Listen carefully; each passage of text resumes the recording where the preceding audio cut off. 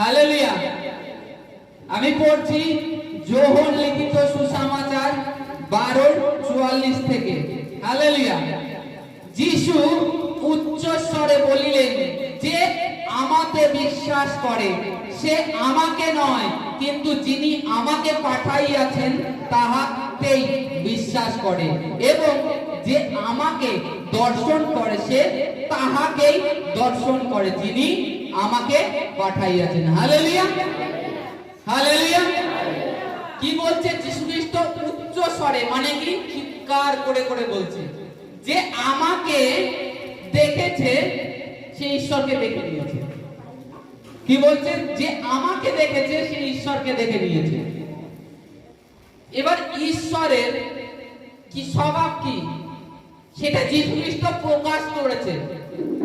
নম্রতা, দয়া করা, সমস্ত কিছু। যে পিতা প্রত্যেক সন্তানকে প্রেম করে, তাই তো যীশু খ্রিস্ট যখন পুরুষে ছিলেন বলছেন, পিতা এরা জানে না কি করছে, এদের ক্ষমা করো। অবশ্যই একজন সন্তান, আমরা যদি দেখি আমাদের জাগতিক ক্ষেত্রে, আমাদের সন্তান আমাদের প্রতি খুব টর্চার, অত্যাচার করে। এবার তাকে যদি বলা হয়, সেই মা কিংবা বাবা, যে তোমার সন্তানকে পুলিশের ধরিয়ে দাও না, তোমার সাথে এত অত্যাচার করছে, বলে না থাক না। কি করে? লোকটার ক্যান্সার হয়েছে, তার ছেলে তাকে দেখেন, খেতেও দেয় না। আবার এদিনকে সকালবেলায় ওনাকে মারতে গিয়েছে। পয়সা তো দূরে থাক, কোথাও নিয়ে যা দূরে থাক, অথচ বাবা একটা কি কথা বলেছে, মানে মদ খেয়ে ঘরে ঢোকে, বাবা বারণ করেছে, বাবাকে মারতে গিয়েছে। তাও কিন্তু সেই বাবা ছেলের জন্য কোনো পদক্ষেপ নেয়নি, কারণ তার সন্তান। আজকে আমরা প্রত্যেকে ঈশ্বরের সন্তান। যীশু খ্রিস্ট যখন ক্রুশে ছিলেন, যে ক্রুশে দিচ্ছে, তখনও বলছে যে পিতা এদেরকে ক্ষমা করো, এরা জানে না। এখানে কি বলছে? যে আমাকে দেখেছে সে ঈশ্বরকে দেখে নিয়েছে, যে আমাকে জেনেছে সে ঈশ্বরকে জেনে গেছে, যে ঈশ্বর কেমন, ঈশ্বরের স্বভাব কেমন, ঈশ্বর কেমন, এইরূপ তিনি উচ্চ স্বরে স্বরে চিৎকার করে বলছিলেন। তারপরে দেখো বলছে 46-এ, আমি জগতের জ্যোতি স্বরূপ হইয়া এই জগতে আসিয়াছি, যে কেহ আমাকে বিশ্বাস করে সে অন্ধকারে না থাকে। হালেলুয়া। প্রভু যিশু বলছে, আমি জগতে কি জ্যোতি স্বরূপ হয়ে এসেছি, জ্যোতি স্বরূপ হয়ে এসেছি, যে আমাকে বিশ্বাস করে সে অন্ধকারে না থাকে। হালেলুয়া। অন্ধকার কথার মানে কি? তাদের জীবনে ভুল পথে চলা, সেটাই অন্ধকার। আজকে তুমি ঈশ্বর বলছো, আমি যিশু প্রার্থনা করি, আমি যিশুকে জানি। আমি যদি নেশা করি, নেশাগ্রস্ত থাকি, কিংবা আমি ব্যভিচারে লিপ্ত থাকি, কিংবা আমার জীবনে লোভ, ক্রোধ, হিংসা এই সমস্ত থেকে থাকে, তাহলে আমি কি করে বলতে পারি আমি যিশুকে জানি? কারণ তুমি অন্ধকারে রয়েছে। আর ঈশ্বর কি বলছে? তিনি জ্যোতি। কি বলছে? তিনি জ্যোতি, তিনি আলো, লাইট যেটা। আর আলো আসলে কি পালায়? অন্ধকার পালিয়ে যায়। আর আলোটা যখন আসে অন্ধকার পালিয়ে যায়। তদ্রূপ তোমার মধ্যে তুমি যখন ঈশ্বর যিশুকে জানছো, তোমার যে পুরনো জীবনের পাপ সেগুলো পালিয়ে যাবে ধীরে ধীরে ধীরে ধীরে। তোমাকে পবিত্র আত্মা সহায়তা করবে, বারণ করবে, তোমার বিবেকে সাড়া দেবে যে তুই যে কাজটা করছিস, ব্যভিচারে যাচ্ছিস, নেশা করতে যাচ্ছিস, এটা করিস না। কারণ বাইবেল বলছে আমাদের শরীর ঈশ্বরের মন্দির, পবিত্র আত্মার মন্দির। যে এই শরীরকে নিজে নষ্ট করবে তাকে ঈশ্বর নষ্ট করবে। এই কারণে প্রভু বলছে, আমি জগতের জ্যোতি, যে আমার পিছনে আসে সে অন্ধকারে থাকতে পারে না। আমার পিছনে যদি চলে সে কোনো মতে অন্ধকারে থাকবে না, কারণ আমি তো অলরেডি জ্যোতি, আমি আলো। প্রভু যিশু বলছে আমি আলো, আমি জ্যোতি। তা আমার পিছনে যদি তোমরা থাকো, তোমাদের গায়ে আমার আলোর রশ্মি পড়বে, তোমাদের মধ্যে অন্ধকার থাকলে সেটা কি হবে? সরে যাবে। আজকে এটাই অন্ধকারটা কি? আমাদের জীবনে চলাফেরার মধ্যে পাপ, অজ্ঞান বশত আমাদের জীবনে এসে আমাদেরকে তার অভ্যেসের দাস করে নিয়েছে। নেশা, ব্যভিচার, লোভ, অর্থের লোভ, এগুলো একটা আমাদের ভুলবশত কোন দুষ্ট আত্মার মিত্রতা দ্বারা আমাদের জীবনে এসছে। এর থেকে আমাদেরকে বলছে, এর থেকে তোমরা প্রভুকে যখন জেনেছো, তুমি পবিত্র আত্মার কাছে তুমি সাহায্য চাও, যে পবিত্র আত্মা তুমি আমার হৃদয়ে আসো, তুমি আমাকে সাহায্য দান করো এই নেশার থেকে বেরোতে, এই ব্যভিচারের থেকে বেরোতে, এই লোভের থেকে বেরোতে আমাকে সাহায্য করো। কিন্তু বাইবেলে এইটাই প্রভু বলছে, তোমরা সঠিকভাবে চাচ্ছ না, এই কারণে তোমরা পাচ্ছ না। তোমরা চাও, যাচনা করো, যে জীবনে যে অন্ধকারের মধ্যে রয়েছে সেই অন্ধকার থেকে বেরোতে পারবে, তিনি সাহায্য করবে, তোমরা চাচ্ছ না। আজকে পবিত্র আত্মা কি, আগের দিন আমি বাক্য বলছি, পবিত্র আত্মা তিনি ধীরে ধীরে আমাদেরকে সাফ মানে পরিষ্কার করে, ধৌত করে, তিনি ধুয়ে দেন, তিনি ধীরে ধীরে ধীরে ধীরে প্রক্রিয়ায়। আজকে তোমরা চাও, তুমি আজকে গরিবের ও শ্রাপের মধ্যে রয়েছো, গরিবের মধ্যে রয়েছো, তুমি ঈশ্বরের কাছে চাও, হে ঈশ্বর আমি আমার পরিবারকে কি করে চালাবো। কালকে আমি একটা বাক্য জ্যোৎস্নাদির বাড়িতেই পড়ছিলাম, বলছে আমাদের মধ্যে অকল্পিত বিশ্বাস, মানে যা কল্পনা করা যায় না, ঈশ্বরের দাসরা সেই রূপ বিশ্বাস নিয়ে থাকে, তাদের মধ্যে সেই রূপ বিশ্বাস আছে। আজকে প্রভু যিশু দেখি যদি 5টা রুটি দিয়ে আর 2টো না কটা মাছ দিয়ে বললেন, পিতা তোমার ধন্যবাদ করি, সেখানে লোক কত ছিল? 5000-এর উপরে। যিশু খ্রিস্ট দেখে তো ঘাবড়ে যেতে পারতেন, তিনি কিন্তু ঘাবড়াননি। তিনি এটা জানেন যে ঈশ্বর এই পৃথিবীকে নির্মাণ করেছেন আর তার কাছে সব সম্ভব। তিনি ধন্যবাদ করলেন, বললেন শিষ্যদেরকে দিয়ে দাও। তাতে 5000 লোক খেলে, ওটা হচ্ছে বাইবেলে উল্লেখ করেছে পুরুষের সংখ্যা কম বেশ 5000। এবার পুরুষের সঙ্গে অবশ্য তাদের স্ত্রী আছে, তাদের বাচ্চারা আছে, যদি নরমালও দেখি আমরা 15000 হয়ে যায়, 3 জন যদি ফ্যামিলি হিসাব করি। তাহলে তিনি যদি আশ্চর্য রূপে আহার দিতে পারেন, তার ঈশ্বর যিনি আমাদেরকে ভালোবাসেন, যিনি আমাদেরকে তার স্বর্গ রাজ্যে আহ্বান করেছেন, ডেকে নিয়ে এসেছেন, তিনি কি পারেন না আমার গরিবের থেকে বের করতে? আর যিনি আমাকে স্বর্গ রাজ্যে আহ্বান করেছে, তিনি কি পারেন না আমার কিডনির সমস্যা হয়েছে ঠিক করতে? যিনি আমার লিভারের সমস্যা হয়েছে লিভার ভালো করতে? স্বর্গ রাজ্যে আহ্বান করেছে। স্বর্গ রাজ্যের মানে কি? স্বর্গ রাজ্যে কোনো দুঃখ, কষ্ট, বেদনা, রোগ ব্যাধি নেই, সেটাই হচ্ছে স্বর্গ রাজ্য।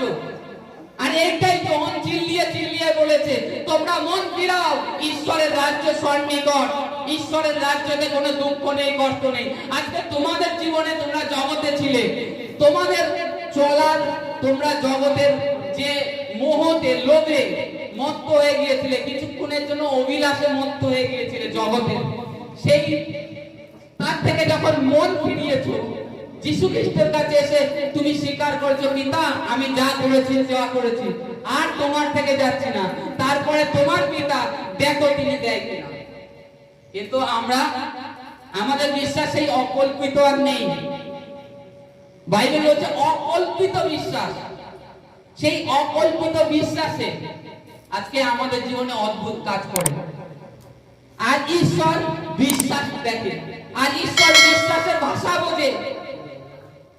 আজকে আমি আগেও এই উদাহরণ দিয়েছি যে স্কুল মানে হাসপাতালে অনেক রোগী আছে, তারা কি ডাকছে না?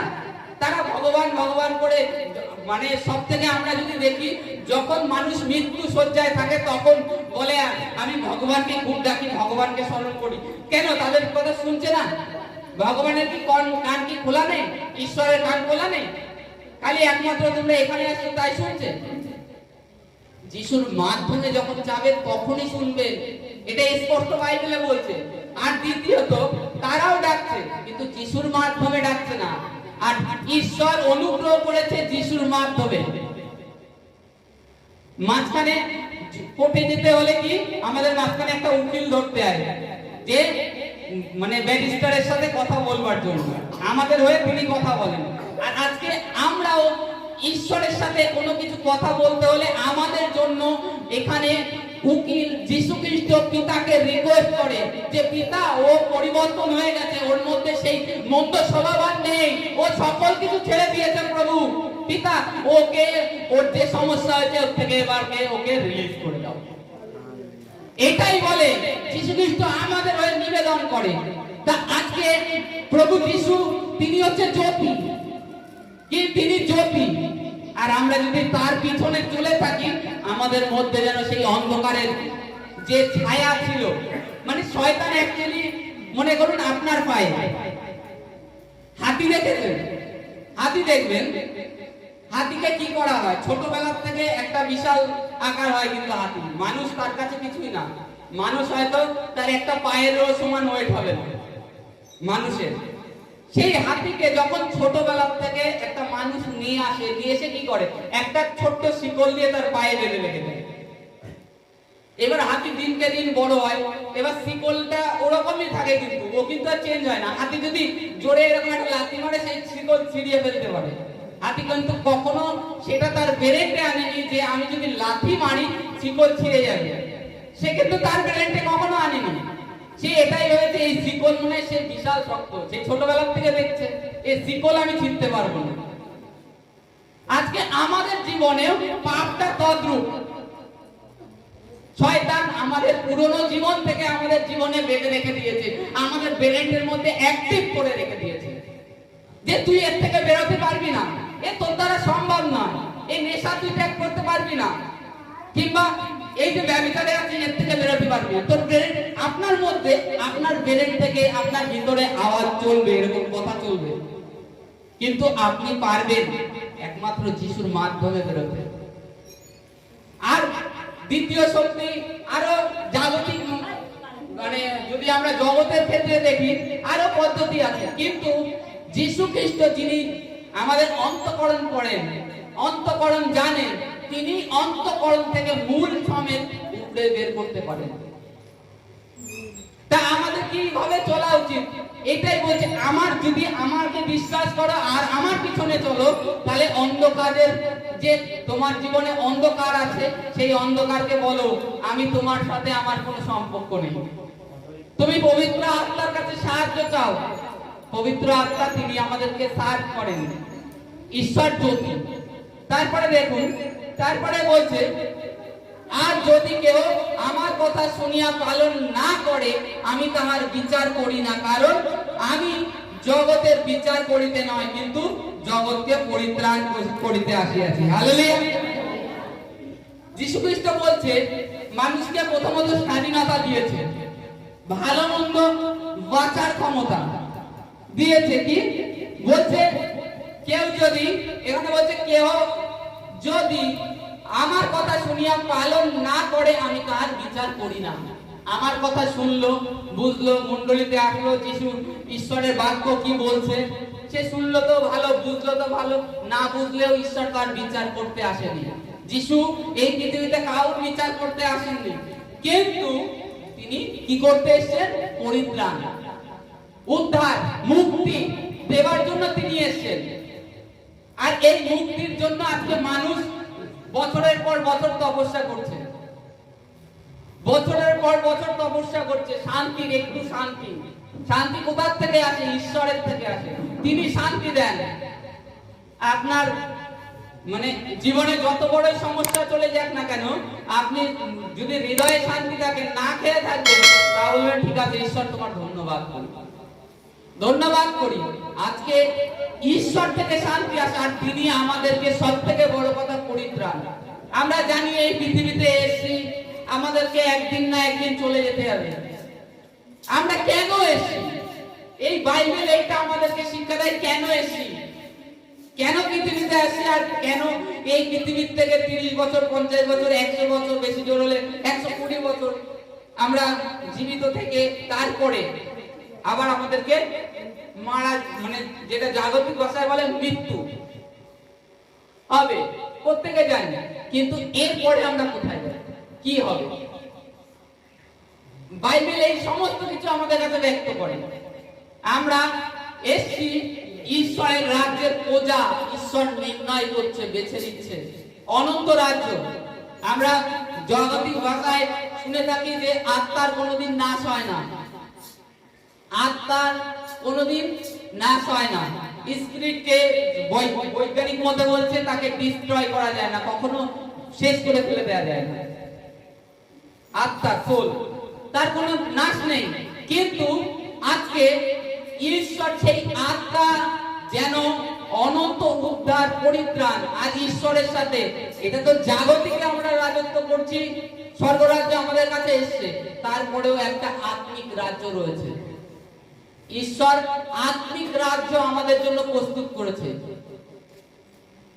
সেখানে এখানে তো প্রভুতে আসছো, তাও কম বেশি নিজেদের ভুলের কারণ সমস্যা রোগ ব্যাধি আছে, আর ওই জায়গাটায় সেটাও থাকবে না, সেটাও থাকবে না। তা অতএব আমাদের জীবনে যে মন্দ কাজ আছে, কারণ আমি জানছি আমার ঈশ্বর জ্যোতি, আমাদের জীবনে মন্দ পাপ কাজ অন্ধকার আছে, সেগুলোকে ধীরে ধীরে পবিত্র আত্মার কাছে আপনি সাহায্য চান যে প্রভু আমি তোমার পিছনে চলতে চাই, আমি তোমার সেবা করতে চাই, তুমি আমাকে উঠাও, আমার শরীরকে উঠাও, আর আমার জীবন থেকে যে কমি রয়েছে, ব্যভিচার, লোভ, ক্রোধ, হিংসা, নেশা যা আছে প্রভু এর থেকে আমাকে বের করো, সাহায্য করো মুক্তি করতে, আমি যেন তোমার সেবা করতে পারি।